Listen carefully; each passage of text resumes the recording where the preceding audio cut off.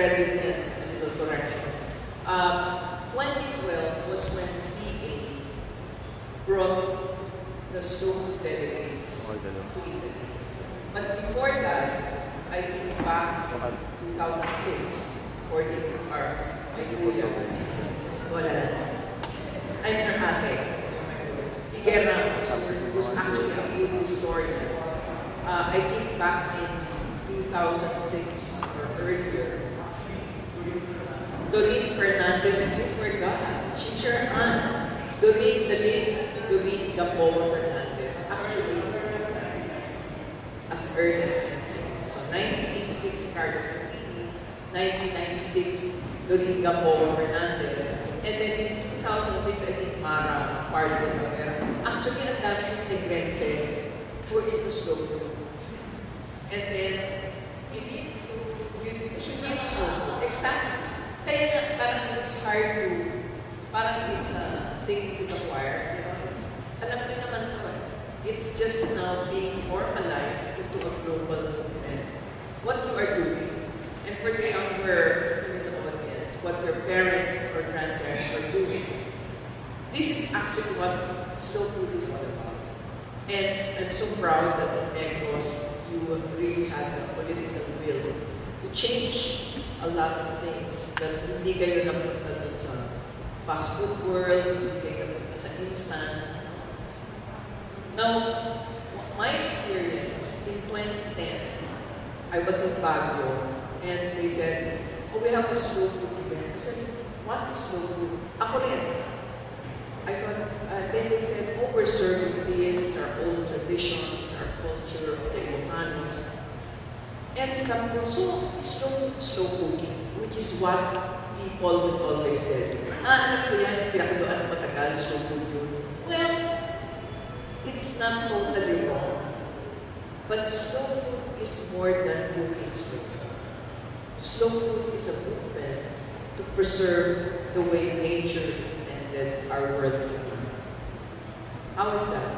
It should be biodiverse. Ibig sabihin, you of course know, when you go to a forest, everyone has a role to play. Every plant, every insect, every animal, mayroon siyang role. It has a role in the forest. And the forest is the perfect biodiverse environment. But what has happened? Kasi nauso na yung plantations, high yield, lahat high yield. Why? There's a natural way of growing things. Nature has a natural way of growing things na tama na. It doesn't have to yield. For example, in coffee, because I'm not a rice farmer. For example, in coffee, Vietnam is doing 5 to 7 tons. I mean, Mr. Sprotten is this. 5 to 7 tons per hectare. Tayo, 700 kilos if you're lucky. But that's the way to do it. The problem in coffee is, hindi pa hinog, it's not yet ripe, kinukuha na. Why? Because the trader will say, bilisan mo na or I'll buy from somebody else. So the poor farmer will get all the coffee even if it's not yet ripe. Hindi pa sinabi ni nature. So, if that happens in coffee, it happens in many other crops. Dahil we are at the mercy of a trader who's only after the money. I don't want to be shocked here by the money. But that's what's happening. So our food system, and I'd like to quote Carlo Pettini, the founder of Slow Food. You can Google him. Even if it's in Italian, ma-feel mo yung passion niya, the way he talks. Our food system is broken. Why? Everybody has food instant kasi yun ang mura. But what is cheap or what is affordable is really what you grow in your backyard. But people give us a, diba, dapat ang sugar white. Why? Because white is good. 1960s pa yan. Now brown is good.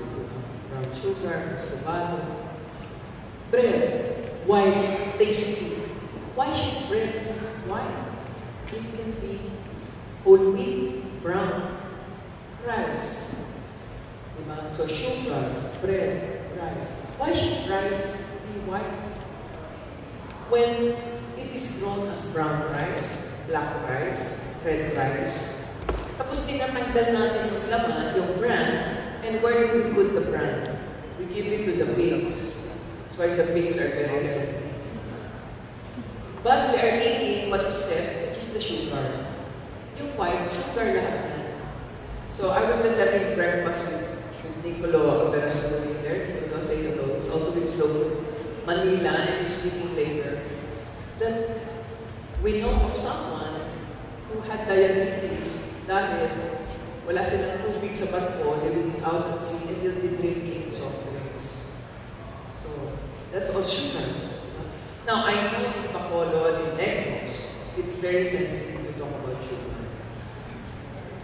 But right in front of us, but we can definitely eat or use muscovado. It doesn't have anymore. Anyway, bagong lumayo. So I went to that 2010 because I want to show you some pictures of how I got so passionate about this movement. And then sabi nila, why don't you come 2012 sa Italy? So you can see, wow. So I went. In Italy, the whole world pala has this problem. But the Africans, the Latin Americans, the Europeans, the Russians, 150 plus countries have slow food movements. So parang you don't feel so alone. Lahat pala sila, they're trying to save something. So what we brought in 2012, we brought kajos. Alam niya yung kajos, di ba? Kajos, you cannot find kajos in Manila. So what I did, I asked from Chit kajos tree, and I planted it in my farm. So now I have kajos. But how many of the children today know kajos? How many know bagman? You know bagman. We know instant sinigang mix. So you see the difference? You have the slow food. We don't. Kami, kamyas, kalamansi, yun ang paasin namin. In Cagayan de Oro or Quindon or Nicolong Mangsong, we have the tapon-tapon, the swak. That's why we say, why is the kinilaw? What's called kinilaw? Why is the kinilaw in Cagayan de Oro good? It's because of the souring agent they use. They don't use calamansi or supa. They use tapon-tapon or swak. So, in 2012, we brought air rice, we brought all this, and people were saying, ano yan? People from all over the world. And then 2013, we went to Korea, India. It was a small startup store in Asia. But in 2014, and if somebody can click that slide, not Mami Besa, she's too honorable to click my slide. Okay. Charlene is young, so we can tell. I don't know if you see there, that's, I have to go down co-panelist. In 2014, look how many we were. Okay? And, sige, pakiclick lang Charlene. This is in Turin, Italy. And how do you let people taste ng Diyos? We cook it, well, margarita cook it. We even put the palayo. So that people know, hey, this tastes familiar, but kind of, what is this? Well, it's our kajos. We made them taste pinakbet, with ginamos. Oh, this is good. So, the way we introduce, tignan nyo naman mga foreigners, well, this lady is an Italian friend. Yes, that guy is founding project, is the director of Slow Food. And we brought him to our booth. Elena takes care of Asia Pacific Slow Food, and that's Margarita. They're probably eating either kajos or pinakbet or heirloom rice, mga tinawon, ifugao, or Negros organic rice that Margarita mixes with some things, yung bigata or whatever, as long as they can taste. Ay, meron din pala kayo na, yes, this little group of islands in the Pacific. We have this, because don't think everybody knows where the Philippines is. They don't know where we're from. So we have to introduce all this. Okay, next. Next picture.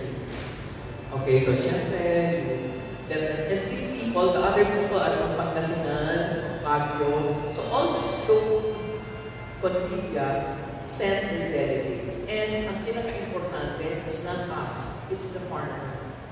For the farmer to know that all over the world, meron din palang farmers na endangered yung tinatanim. What they plant is already being completed. Okay, next. Okay, so we launched the Art of Taste. Yung Salon de del Gusto, that's what they call the fair in 2014. The Art of Taste, hindi yan Noah's Ark. It's a listing of the world's species of animals, plants, traditional ways of cooking that may be going extinct. For example, the way we make kinilaw in Negros might be special. The way they make pinakbet in Ilocos might be special. The way they make their whatever dish they have in the tausug. So that's part of our culture. So that we have to preserve. So far, okay, you see this is not us. This is from all over the world. In fact, this is a table of just Russia. Russia lang yan. But look at what they're trying to say. They have grains, they have nuts, they have everything. So sa atin ngayon, we only have 32 nakalista, but I'm sure with 7,000 islands, we can have 1,000 at least. Our objective is to list at least 200. So we need to talk to farmers. And the chefs, or us consumers, have to eat it so that maintindihan ng farmer, hey, somebody's buying my veggies. Ay, somebody's buying my adal. So that's just Russia. So tayo, we have this, for example, this is under cereal, under the Art of Taste. This is a chopped rice from Pacita, I think that's in Ifugao. Jackpot, sticky rice from Kalinga. So imagine, alam na ng world that we are trying to preserve this. How do we preserve it? By letting customers taste it. So there's more demand. So yung farmers, pinapadala na nila sa Manila, in Eco Store, part of the club. Pero we sell jackpot, inawon, ticket, all these varieties. And people are willing to pay and cook it to be part of the movement. Next. I'm sure you will find in Negros this variety of cacao. I found this in Bohol. In Davao, they're already using Trinitario and Forastero. Criollo is the old variety. You can just correct me. Okay. That was brought by the Spanish. And I'm sure they planted it in Negros also. If you can find it, please, we are in great demand. I mean, it's in great demand. Because Criollo, kahit hindi mo siya i-ferment, matamis. But why did the farmers stop planting this? Kasi ma-insect siya. It's very prone to infestation. So because of that, sinabi na lang ng mga nagklab na, let's change the variety. Forget the Criollo. So they forgot about it. But if you can find this, hindi ko lang nasama sa slides. Now, the specialty chocolates of Royce, Japan, of Palmona, they will even have a special Criollo, pinakamahal, the most expensive variety. And we have it here. So I want you to look at your cacao farms and check the variety. Okay, so we enrolled that also. Next, please. Barako. Okay? I'm sure in some of your farms, it's not just Robusta. I'm sure you have Barako. Barako is in demand in the Middle East. This is Tibet.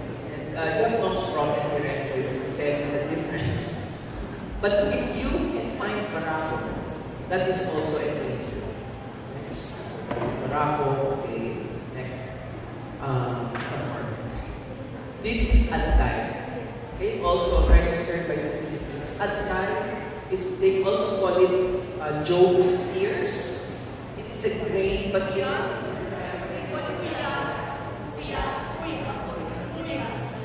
okay, it's called Uyas. If you can grow that again, it's good for food, Plus, si Margarita, Robbie Coco, Chete, mga chefs, they now use it for risotto. Maybe Aboys can use this. No? You have to put it in something na pag kinain ka, it's good namin, di ba?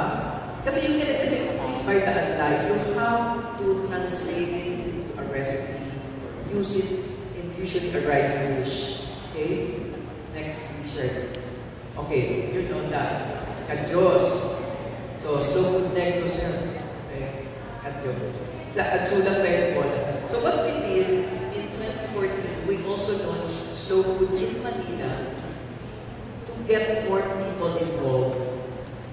So, we had speakers for rice, we had speakers as you would hear today. Next.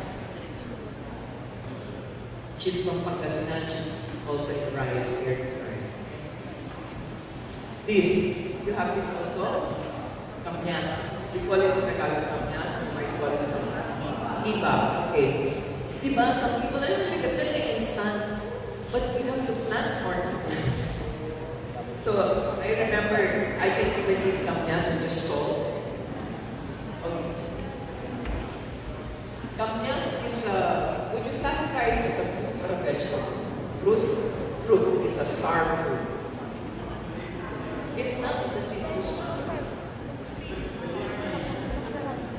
Balimbing family. Star fruit. Next. So, in 2015, second year na namin sa OPEX. And kayo, first na to. I hope you do this every year. And the Department of Agriculture helps us because it's helping the farmer. Now, we had people sign up as members. It's very cheap to sign up for slow food. It's actually €5. €5 is like 250 pesos. And then you get a card. Okay, 250 pesos per year. So it's, I charge 500 for 2 years. 500 for 2 years. Then you become part of the slow food movement around the world. And you will get the emails, you will know what's happening, and it feels good to be part of a big program to save biodiversity and to keep the generations eating this food. Kasi mawawala na yan if we don't do it. Okay, next please. That's Yusek Berna, and then this lady is, and yeah, wearing the same shirt, right? This lady is into chocolates, Goldie Salcedo. So we had a tasting, as I think you will have a tasting today also. That man, sorry for the picture, that's Nicolo. So he's sampling grass-fed. Because you always believe, you cannot just tell the story, you have to taste it. Tasting is part of the experience of understanding what slow food is all about. Next, please. Okay, so we have the art of taste is our food. Next. Okay. Syempre, we promote famous chefs so that the people who know the chefs will buy the ingredients and cook it in their own house also. Okay. This is the Adlai grain. There was a tasting, regional tasting of PA, where we included all the slow food products. Like, Juan, the Suwa, Kapag-Tapon. So the chefs, we had JP Anglo, JP Anglo, Margarita, we had Entangs, or the Kinilaw. They were all there 3 days in the Madrid Fusion. So this is our little stand in Madrid Fusion within the Department of Agriculture. Okay. Oh, there's that partner again with his produce. Kasi si Nicolo and Paula, well, I will not preempt this talk, but they're growing on this area. You see that upo? It's actually an upo. That long upo. Okay, next. So if we were part of a very big event, World Food Summit. Next, please. And then young chefs, as young as you, cooking there and using the heirloom rice. So para makakonect with mga younger people. Next, please. That's Margarita. Okay. So, we started, we were only a few tables. The next year, dumami na. So, I hope it happens here also. This is batuan. I know somebody does this powdered batuan. Because kami, the batuan, madali siya mag-ano, diba? So, you have to preserve it and then keep it. So, please find a way para we can have batuan all year round. Turmeric from Manila. So, in the Madrid fusion, the international chefs use our out-of-place products. Why? So that they'll say, hindi lang yung pang-Pinoy. There were Spanish chefs who used it. Okay, next. That's JP Agno. He was using one of the ingredients. I think it was this kansi. If that was this kansi, he used the batuan. Abachoy, I really don't cook, so I can't remember. But anyway, JP is one of those who's also promoting it. Next class. And then we had now, maganda yung tasting eh, kasi people can really taste the different food. Okay, this is what we have. The Pacita, there's tapos. So this one is citrus. Diba? The Pacita, yung sagata orange. Next please. That's tabo-tabo. Now if you see it, parang it looks like a chico, but it's hard. You can actually throw it around. And they say it's the secret ingredient. Then we have some palo. Okay, but a multinational is buying all the sampalo and making it into instant, then giving it to you. So why don't you use the sampalo? Calamansi, okay. Now, every other year, if this year is Korea, next year is Italy, the next year is Asia again, tapos Italy. Okay. I added some slides this morning. Yes. So now we have slow food Negros, Island. Sorry, hindi ko talaga yung island. Manila, Baguio, Cebu, Pangasinan. We are looking for a convention to start in Mindanao, and I think Nicolo will take the challenge to start in Bukidnon. Because we really need to talk to all the farmers. And ang daming farmers sa Mindanao, but there's no slow food there. It has to be local kasi. If you want to start, aside from, if some, are all of you from Negros? Who is not from Negros? Oh yes, slow food Manila naman. Cavite, you can start your continue. Charlie, you can start Quezon City. Next. So if you want to find us, we are on Facebook, Twitter, Instagram. Kasi ganyan na ngayon, diba? Ay, mas nagulat ng tao. And to also engage the young. So you can see Slow Food PH. Kasi merong Slow Food H2. That's Italy. So Slow Food PH is all of us. Under Philippines are all the convivia that you have. So, in Korea, what not a very ritual person, but maybe the Buddhist ritual for one of the lunches. And then they integrated the religion, food. So everything they serve, they grow. So, and then it's a very quiet ceremony. And the food, they have a ritual, dining table, a huge dining table. Everybody came in full Buddhist costume to parade, and they placed all of the food on the table, and all of them lined up.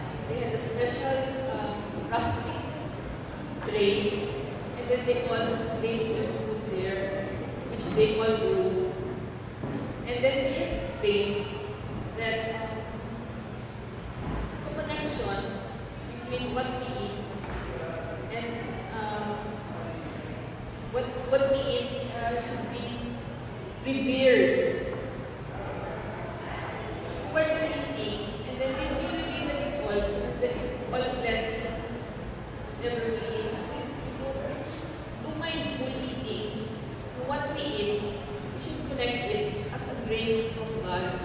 I think, of course, they relate to Buddha.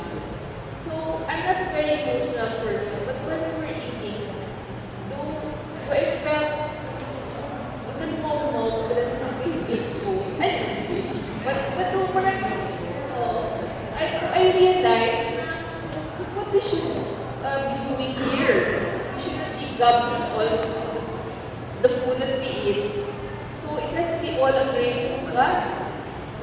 the food that we eat. So my husband was saying, come on, what you put to God? I'm so gutom na. And I coffee in the sense, savor the moment. So it was all an eye-opener for me because in Italy daw, they never related, of course it's you, they never related the food to nature and God, the creation. But there is a difference in Korea, they related it to religion. So that touched me the most. And then another thing, big things come from small. Diba? So what I practice in the house is, usually, we have lunches, native, Ilonggo lunches in the house. So the kids are all in school. So so they're free to eat whatever they want. They don't control it. So, but when they come home, I reserve our lunch food and terrorize them to eat at least 2 tablespoons of the lunch we had of the lunch we had. Because I tell them that this is your heritage. If you do not taste all of this will all be gone. So, from the pinamalhan, to the kadyos, to all that stuff, I tell them, I hardly ask anything from you, but I want you to taste at least 2 tablespoons of the lunch your dad and I had, and the stuff, of course. So, I hope they will continue the tradition of the Ilonggo food. That's all I ask of them.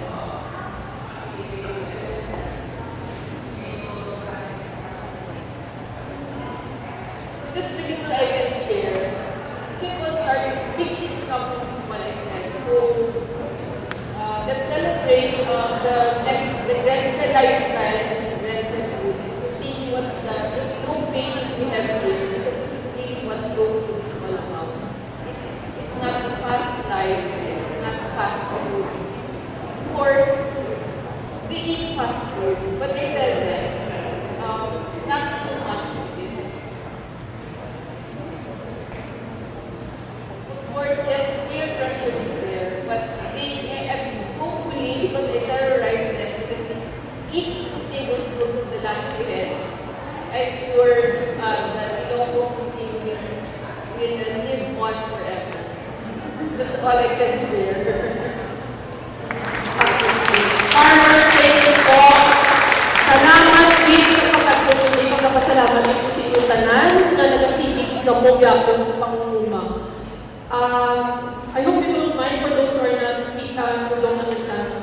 Ang kaimportansya din sa slow food, why kita sa lutoon, kung why kita sa pinugluto. Sintihan nyo na. Anong pang-take up na kung why kita sa bugas? Di ang rice, the primary thing is slow food from my side. I am also a farmer, a natural farmer. So, ang ako niya prospecting sa pareho kami ni Chit. What is slow food? Like, all of us when we started, even Rina, like, what do you mean by slow food? Why is food, what may speed, galing na yan, may kasigay, galing na yan, may hinay, food, no? Para sa ako, for me, the important thing is our ingredients. I am fortunate to have met most of these young chefs from the Bacolod Academy of Culinary Arts from Baka. Sino nagkarto sa ako na garden? Raise your hand. Most of them, thank you. So they know, siguro alam sila sa ako hambal, they're probably tired of hearing me say that your food will taste good. Na-meet yung pagkaon nyo, kung na-meet man ang ingredients.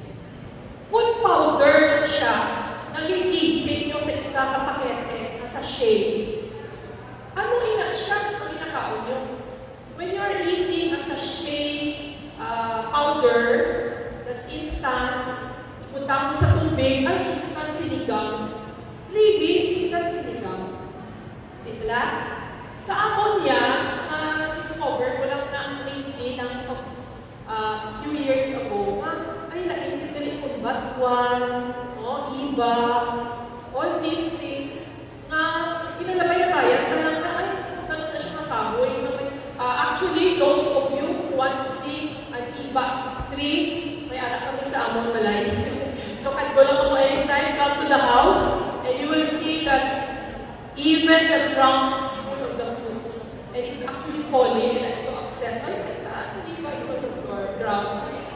But yeah.